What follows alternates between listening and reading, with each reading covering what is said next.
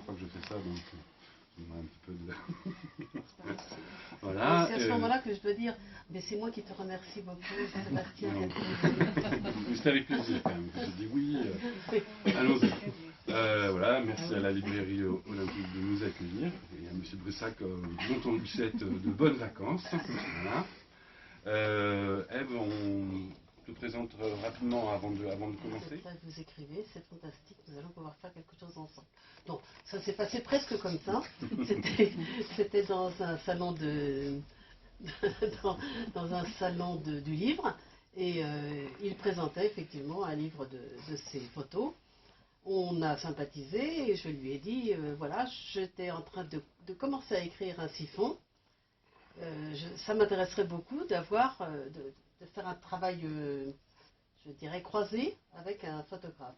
Il m'a dit, bah, tu m'envoies, j'aime beaucoup ce que tu fais, envoie-moi les textes. Donc j'ai continué à écrire et au fur et à mesure, je lui renvoyais. Beaucoup de synonymes, j'en ai noté quelques-uns. J'ai le battoir, la menotte, la paluche, la patoche, la patte, la pince, la pogne, la mimine. Et les verbes qui concernent la main sont également très nombreux: caresser, frôler, peloter, palucher, patrocher, malaxer, flatter, minoucher, les Québécois. Aussi, il y a un poète qui parle de la main, c'est un peu la main qui se raconte elle-même. La main invisible qui écrit, qui trace, qui rature. La main, cette extension du corps et de l'esprit du créateur, d'habitude reste dans l'ombre, dans les coulisses de la création, et toi, tu les mets en lumière. Pas simplement dans cette posture créatrice, mais dans une ronde des possibilités de la main. Pour introduire un petit peu l'ouvrage, je voulais faire la lecture de... On a une très très bonne préface, donc je voulais faire la lecture de cette préface, qui est signée Angèle Paoli. Poètes et artistes chantent leur danse, inépuisable danse de toujours. Tant qu'il y aura des hommes, les mains parleront. Elles disent toujours plus, toujours mieux, bien au-delà des mots. J'ai commencé en fait ce livre avec un texte très très court. Lorsque j'ai vu cette main, main d'enfant, je la montre. Voilà. Et bon, ça, je me suis dit, ça c'est...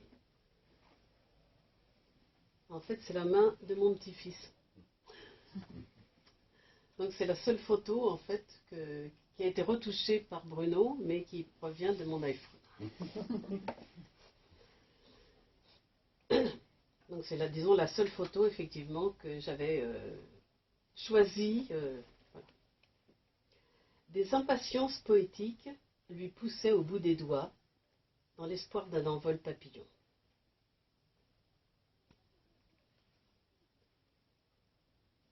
Là, des chinoiseries, marionnettes de peau, les ombres délicates et tes doigts emmêlés, que tu faisais danser sur le grand Orient blanc, excusez-moi. Oh là là. Jette-le. Il y a une... faut ouvrir la porte.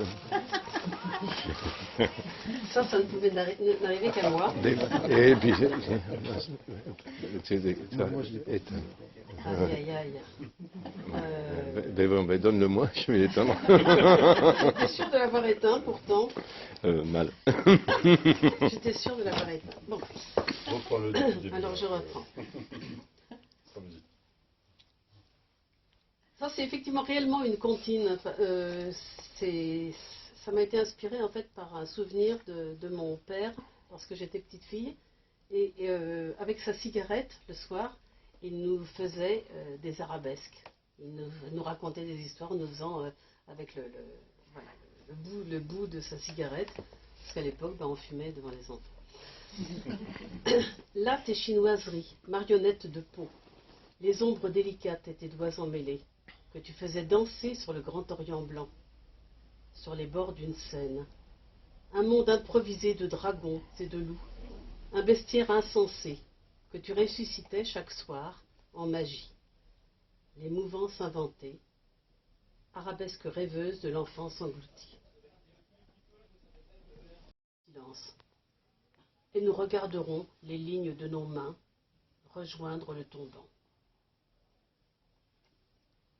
Qui consacre la rencontre de deux artistes, celui qui saisit les émotions par les images, celle qui les exprime par les mots, une alchimie placée sous le signe des mains, de leur danse pleine d'humanité sensible qui nous fascine à l'aune de chaque regard.